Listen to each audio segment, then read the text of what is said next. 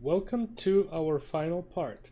In this lesson, we will take everything that we have rendered from Solaris, and then we will use COPS compositing to turn this raw rendered image into this scene that looks more interesting, and it has all the nice color corrections and individual layers composited together. So in order to preview your final result of your renders, you can go to render and play and then load disk files, and basically it will open up this project folder structure that you were using, and everything will be in your render folder. Okay, so I saved it earlier, so mine is in this folder, and you would see a sequence like this. Okay.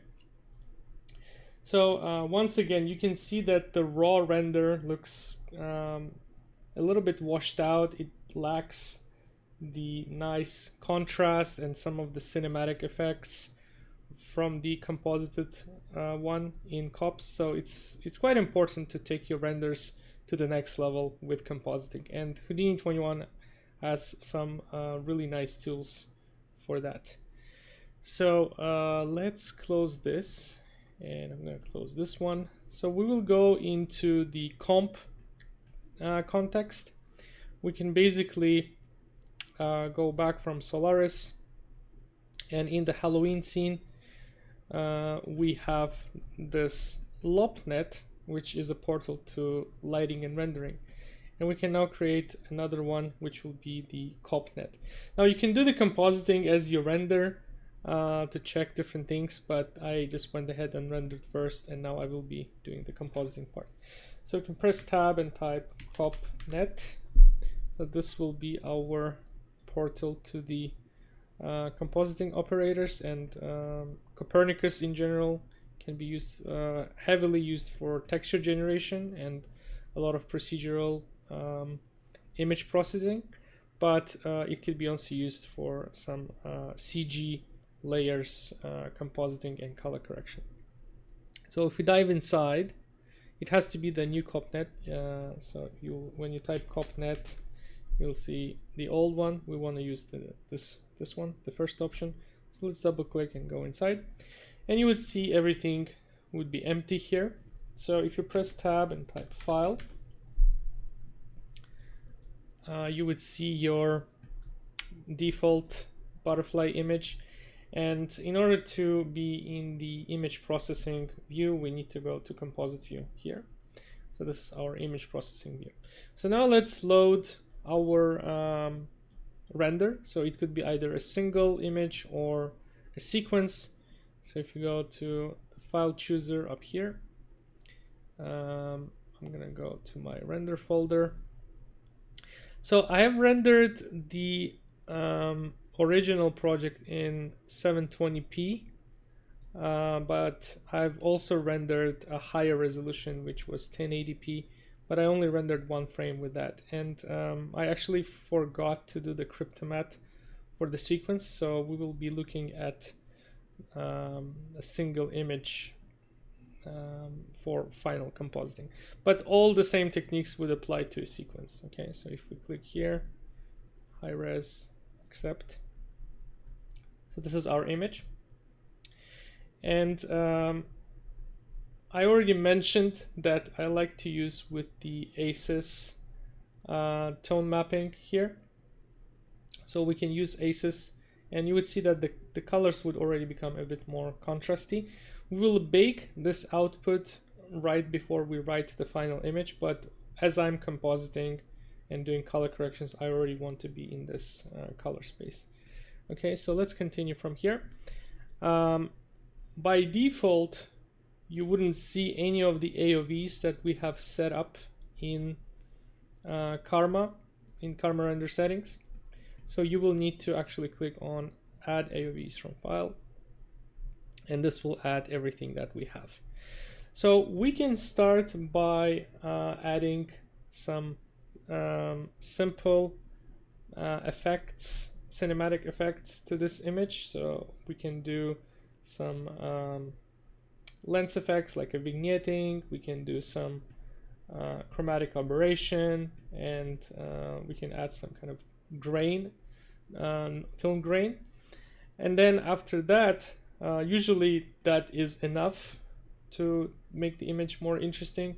And then after that, we'll take a look at how we can use any specific breakdowns like the subsurface, the reflection pass, the volumetric pass, and how we can add glow and other additional enhancements to this image. Okay.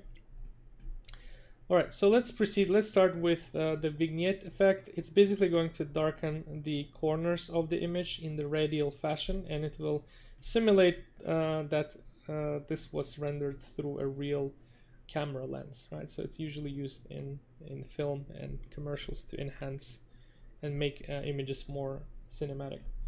So for that, we actually have a node. It's called vignette. So let's press tab and type vignette. So this is a new node. So basically all we need is, if we take a look here, it's just going to be all black. We need some sort of source. So if I plug this image here, you would see that it will be already applied on top of the image. And basically what we can do, we can use this method, or we can do it as a blending. With blending, we'll have a bit more options. So this is why I would do it the other way. So for the blending, we would need to take the vignette as just like a black and white layer, and then we will be adding it on top. So for that, let's press tab and type size ref. And for the size ref, we can just use the image that we have. So this is our size reference, and then the layer would go here. And now the vignette would look like it's just a black and white layer. So let's adjust the vignette settings. Usually like to, let's select the node. I usually like to make the circle radius a bit bigger, something like that. We can increase the blur a little bit, and then we can make this a little bit less strong, so the mask of 0.85. okay, and I think everything else should be fine as default. Now if we want to apply this image, we can do something like multiply mode. So if you press tab and type multiply, this is how it would be used in a classic compositor like Nuke or DaVinci or After Effects. So we can say that the vignette would be going into the foreground and the image would be going into the background. So before I do that though, I want to convert this color, which is currently RGBA. I want to convert this to RGB, and the vignette is basically a type mono. So I also want to convert this into RGB. So they're the same type. So let's do that. Let's press tab and do mono to RGB.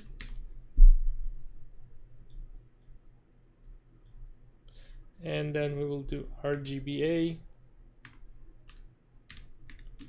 to RGB. I'm not really going to do any alpha manipulations here, so that's why we can just stick to RGB. So the RGB would go into the background, and the vignette would go into the foreground, and then this would be our effect here. The other thing you can do is there's an extra mask, so you can set this to, for example, 0.25. The reason behind that is because I'm going to do another operation on top of that, which is going to be a little bit like an overlay. So after this one, we can now add another node, and let me quickly check the values. Actually, by quickly checking my final scene, I noticed that this is actually needs to be set to something like hard light. So if we set this to hard light, it will make the central piece, which is bright, it will basically add it to the image values, and it will darken everything else. So we would not only darken the corners, we'll also brighten up the center a little bit. So we can set this to something like hard light. This is just my way of doing this. I usually like to brighten up the center, and then when you darken up the corners, it will feel a little bit more interesting, right? So you can see that now the center piece is bright. And now we can just simple vignette after this, because we don't care about the blending mode. We just want to multiply it on top, and the simple vignette will just darken up the corners. So this one we can now use a little bit differently. So for this vignette, I will set the mask to 0.55 and higher radius, and also more blur. So something more like that. So now you can see when I select these two nodes and I turn them off, they kind of made the center more bright and more focused, and then everything is on the corners that is getting a little bit darker. After this, I would like to add the overall brightness color correction, and we can also shift the tones a little bit, so we can make the brighter areas with more kind of yellow tint, and the shadows would have more kind of bluish tint. So this is how I usually like to do this. If you press tab and type bright, so this is our custom tone mapping, but we will also use the new tone map node to add more cinematic values to this. So if you add the vignette to the source, by default this is not going to do anything, but I will just give you the numbers that I have in here. So it's going to be, I believe I used, if you click on the colors, it will open up this palette, and then you can use the temperature. So if you click and hold here, I believe I used horizon daylight 1. Yes, so that was the horizon daylight. So you can see now all the bright areas, they got this yellowish orangey tint. So again, if you click and hold here, and if you go to horizon daylight and click and release, it will give you that. And then as for the tint shift, you can do the same. You can click here, click and hold, and then you can go to the cooler values, and this would give you more kind of bluish tint in the shadows, but I usually like to push it a little bit more. So let me see what values we can use here. I'll actually do exactly the same that I have in my test scene. So I will do 0 here, and then this will be 41, and then this will be 1.927. Okay, so this should give us also we need to enable this shift value. So this will basically allow this color to be added to the darker spots. So if it's a very small value, 0.05. So now you can see the bright, the dark areas where the shadows are got tinted into this value. All right, so after this we can use something like a tone map node. It's also a new node in Houdini 21. So let's press tab and type tone map. So this is cool if you want to add some interesting cinematic tone mapping. For this one, I used Hable Filmic Updated. So if you use this, let's put a display flag here. You can see instantly everything became more contrasty, and the saturation was increased. So we can play with these values and adjust them as needed. I usually add a little bit of exposure. Let's zoom in here. So 0.25 for exposure. We can reduce the toe a little bit. We can add some toe length. Okay, and then the shoulder will be stronger. So something like this, which is good, but I don't really want the image to be so saturated, because usually cinematic images are a little bit desaturated. So we can add an HSV, so press tab and type HSV, which is hue saturation value adjust. So place this node after, and then you can skip any of these nodes. I'm just showing you how I achieved this specific result with those nodes, but you can basically skip it at any step. So the adjustment was just reducing the saturation scale, so 0.875, and now you would see that we now have a bit less saturation, so it looks a bit more interesting. Then finally, I would like to add some film grain. There is no dedicated node for film grain, but we can create our own quite easily with the fractal noise, because at the base it's basically some kind of noise. So if you press tab and type fractal noise, this is our node, and I just want to preview the node first. Okay, and we will also need some size reference for this node, so we already have the size reference from our main image. So this is more like a reformat node, right? So we can take the layer and we can plug this to the size ref, and then this will give us the image at the same size. So let's adjust the noise settings a little bit. I want a much smaller element size, so 0.0015, and then you can see this becomes more like grain. I'm gonna turn on the 3D noise so it has some more colors, and then we can turn on animate. Actually, the 3D noise wouldn't add colors. We need to change the signature to RGB, then we'll have it more like colored noise. And that is pretty much it. The 3D noise would let it animate, so that was the main reason why we turned it on. So now if I press play, you would see that this would very much behave like the grain, right? So we can decrease the pulse length, for example. It will be a bit faster, right? But I think the default number of 1 was fine, so I just kept it at that. And we will be layering it at a very low strength, so it just has some kind of effect. So we can do multiply.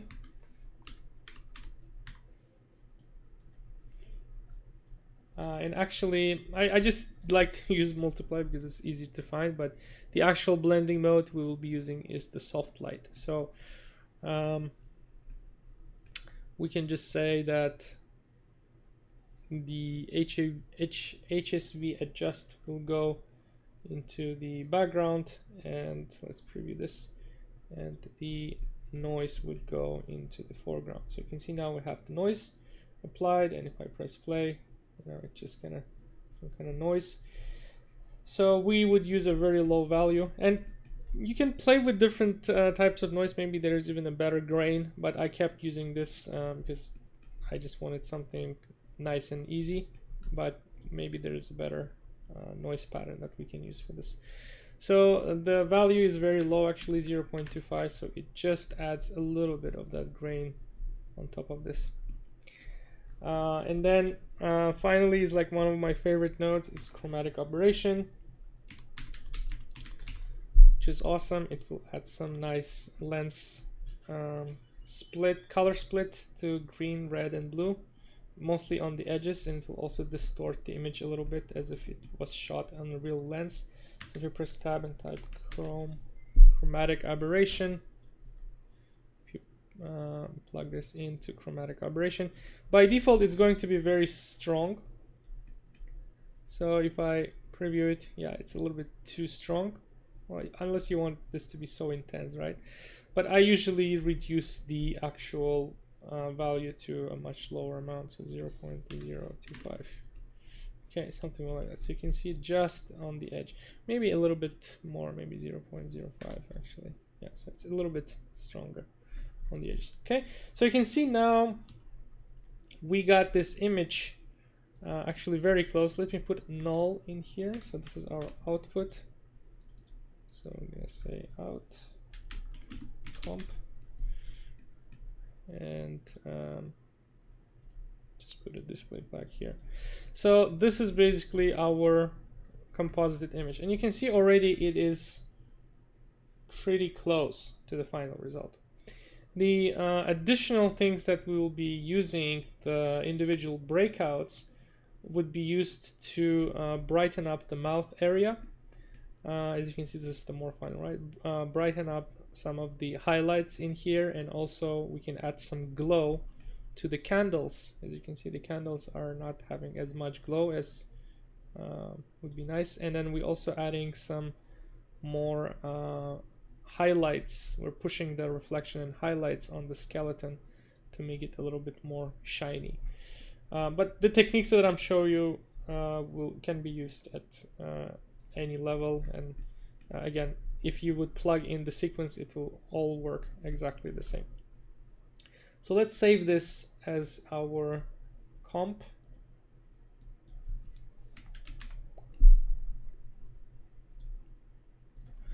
And now we can take a look at some of the individual breakouts. Okay, so we will start with the reflection pass. So you can see we have combined glossy reflection. So you can just put null in here just to see how this pass looks like, and this is basically what we have. So you would notice that the pass is noisy because we only did the denoise on the beauty pass, but for these individual breakouts we will need to denoise them separately. I think on the Karma render settings there was an option to denoise everything. So if I go back to Karma render settings, I thought there was an option here to denoise everything, but it looks like, yeah, it's not there. Maybe I just forgot. Okay, so let's go back to the CopNet, and so we are going to be denoising each of the individual breakouts before we plug them in. So the process is very similar. So we're just going to press tab and type denoise AI, and we can either use the Intel denoiser or the optics denoiser. I think I used this one, the Intel one, so we can stick to this. And the denoise would need your image, your source, and then it will need your normal, which is N, and it will need your albedo. Okay, so now we would see that our image is clean. So this is before denoise and this is after. Okay, so we have a nice clean image. So after this, I usually like to do some remapping. So we can press tab and type remap. So this is almost like levels nodes. So we can plug this into the source. Let's adjust this remap node as follows. So we can reduce the input max, and it will push the bright areas to be even brighter. So something like 0.5. You can see it brighten up everything else. And then the input minimum we can reduce. And you can see it's going to give us nicer results. This is before and this is after. So we can use 0.1 here. And maybe 0.1 is a little bit too much. Yeah, let's do 0.01. So something like this, but you can adjust it as you want. And then I usually like to add a little bit of glow to the reflection. Okay, so we can just add that. So it's mostly going to be visible in this top area here. So if I press tab and type glow,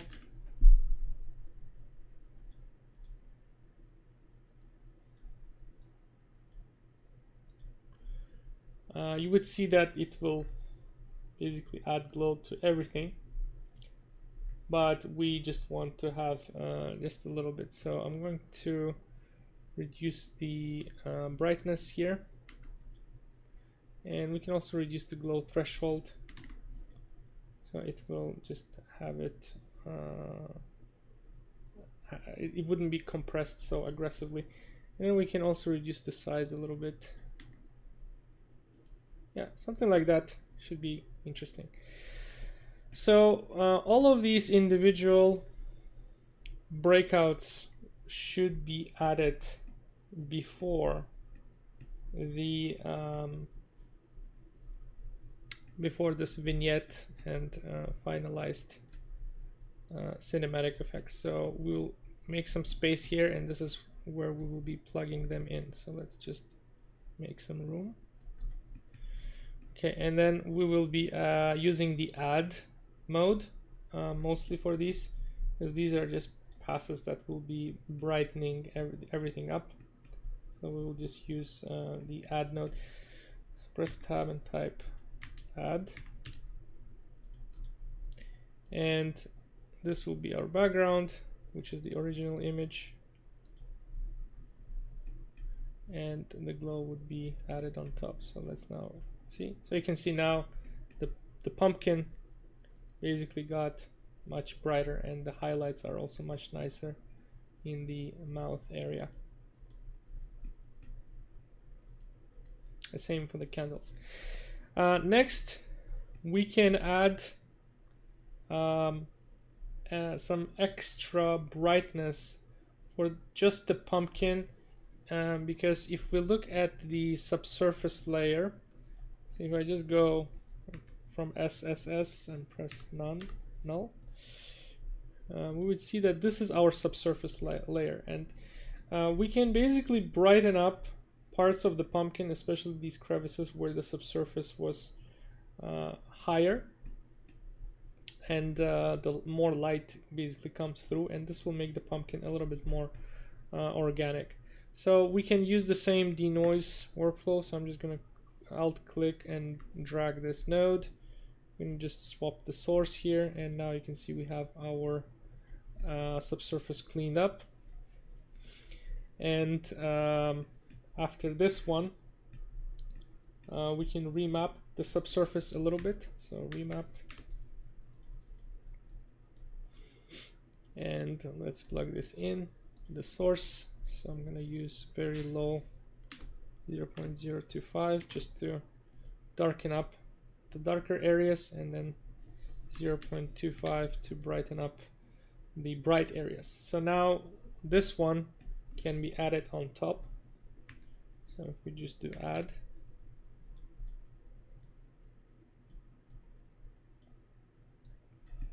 just in the foreground.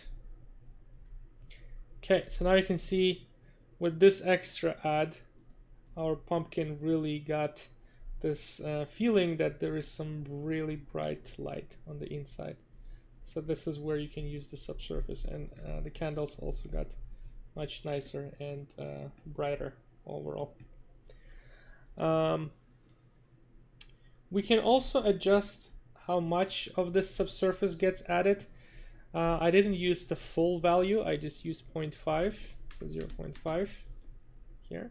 So you can see with 0.5 it is a little bit more, it's actually a little bit less than it was on the original. So this should be good for this, and we can preview the final. So now this is what the final would look like, right? So if I turn off the subsurface, I'm not sure if we're seeing it here. Okay, let's see. Yeah, so you can see what the subsurface does. It's a nice little touch. And then finally, I wanted to add glow from the candles, and I want to build something like an exponential glow, which would require 2 or 3 glow nodes, and each of them would have a bigger radius. And that's if I explain it in very simple terms, but we just want to get like a really bright and fast fall off from the center outwards, but the fall off radius would be a bit bigger with the exponential glow. Okay, so for this one, we will use the actual combined emission pass. So if we take the combined emission from here, let's put null.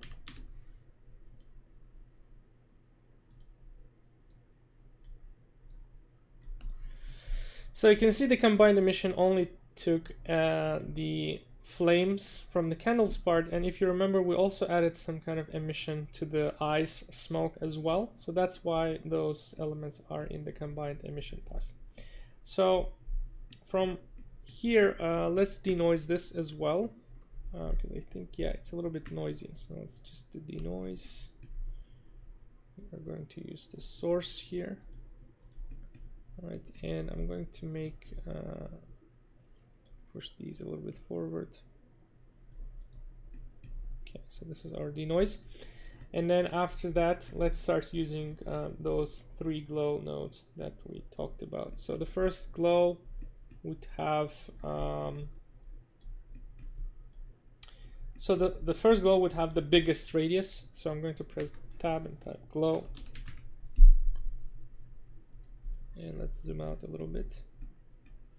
Let's plug this denoise into the glow.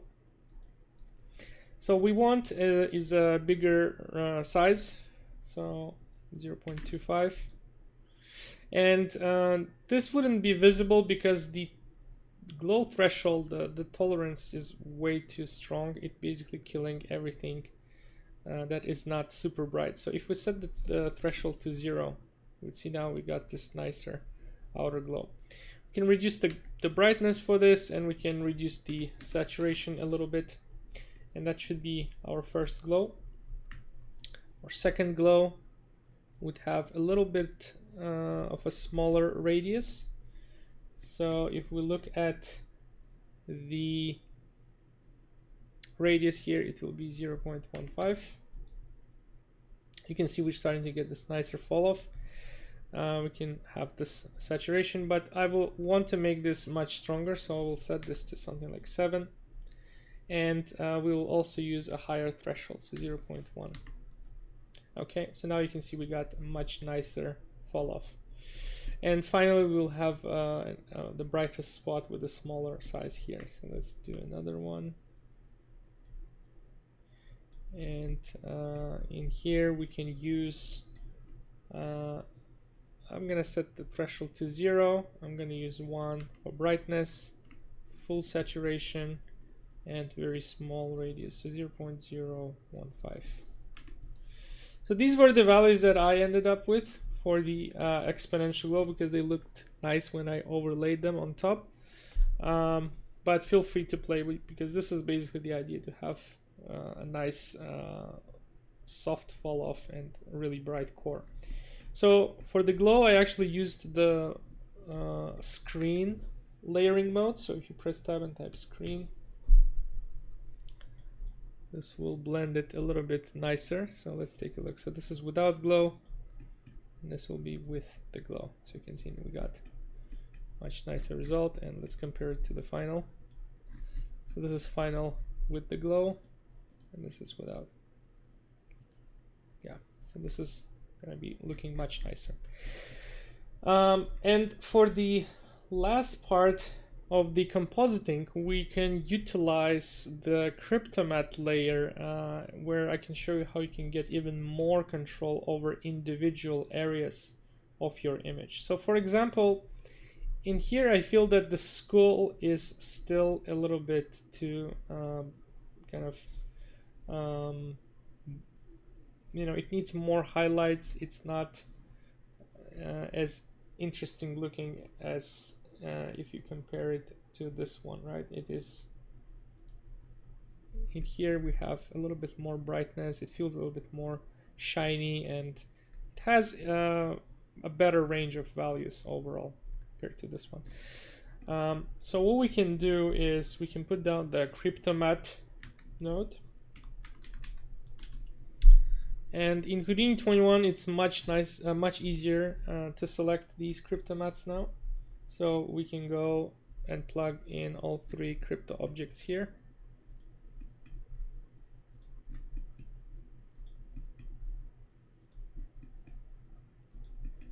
let's preview this. So by default, we wouldn't see anything until we start selecting in the viewport. So we can click on this selector, and then we can basically click on one object or on a couple of objects, but as I hover over this, you can kind of see the names are changing, right? So you can see I got this skull shape. So if I click here, it should basically give me everything that got selected when I clicked there, right? So for example, if I click on the pumpkin or if I click on the skull, it will be changing.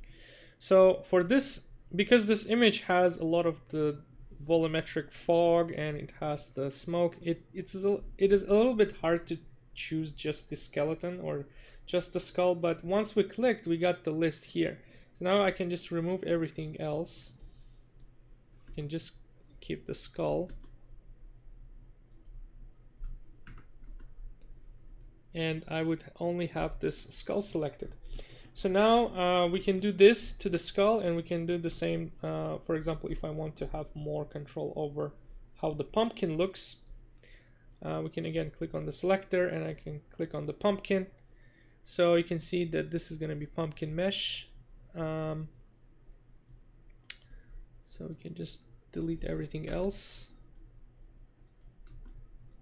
And I would only have the pumpkin now as a mask, right? So we can use this to drive certain things. So let's now use these two masks to enhance the pumpkin colors and the skull colors. So I'm going to add a color correct. Let's put this here.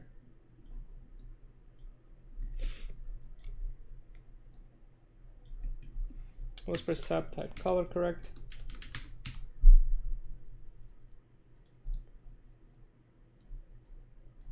And then we can plug in the skull. So I'm going to click once, and then I'm going to click, hold Control and click. Actually, click once, hold Alt and click to create this dot. And we're going to plug this into mask. Okay, so now let's give ourselves a bit more room here. And now if I will be color correcting this, because the skull alpha from the Cryptomatte is being used as a mask, if I go to master, color correct, and this is, by the way, is also new. So we can now start increasing the multiplier. You can see we can now brighten up the skull a little bit. So I'm going to set it to 0.35.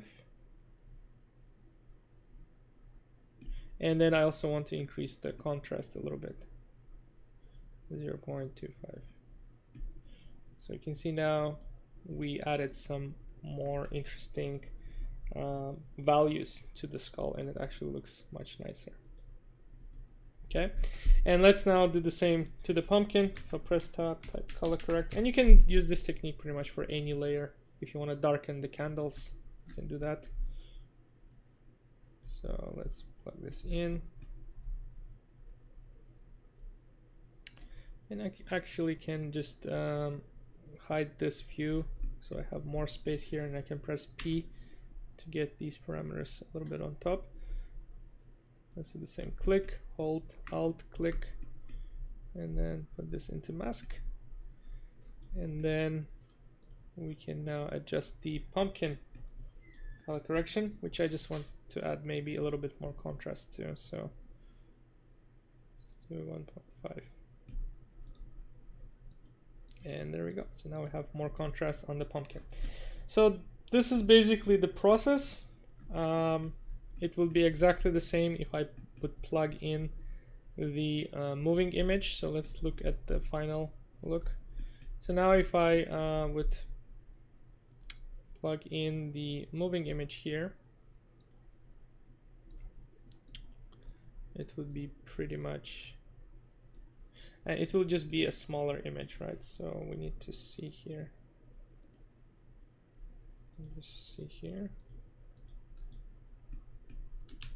Yeah, so we just need to reload. I think it all oh yeah, the only problem is that the again, the rendered sequence didn't have the cryptomats, so that's why it's erroring out. But other than that, everything should work as intended. So you can see everything works. Okay. Okay, so I'm gonna go back to the high-res single frame. Okay, so this one is HD. So now if you want to save your final composite into the JPEG sequence so that you can turn it into MP4 video, the process would be just putting a ROP image output, and in here it will be looking for your cop, which is the output. So we can just click this, hold, and drag and drop here. So I want to bake this ACES tone mapping that we see here into the final image. So in the color space, we would say bake open color IO display view, and then display should be as RGB as you can see it here, and the view should be ACES. And then if you're rendering a frame range, you can set it to specific frame range, or if you're rendering just a simple image, you can just do here. And it's important to save this as JPEG, because otherwise the baking wouldn't happen correctly. So let's save this as I'm gonna say comp single frame, and I usually just have it as $OS, so it's just the name of the node. We call this comp, Halloween comp, and then the end should be JPEG, or it could be, I think, PNG as well, but anything that it doesn't have an alpha, or it's just like simple image format. And we're only saving the color here. And once you're happy with this, you can just click to render to disk in background, or just render to disk. And once you do that, if we now open up the folder, so you can see this is our project folder with all of our files saved. If I double click on the comp single frame, and this is our image with colors that are look exactly like in our viewport. So this basically concludes our Halloween scene creation tutorial. I hope you learned something new. I hope you enjoyed these tutorials, and I will see you soon.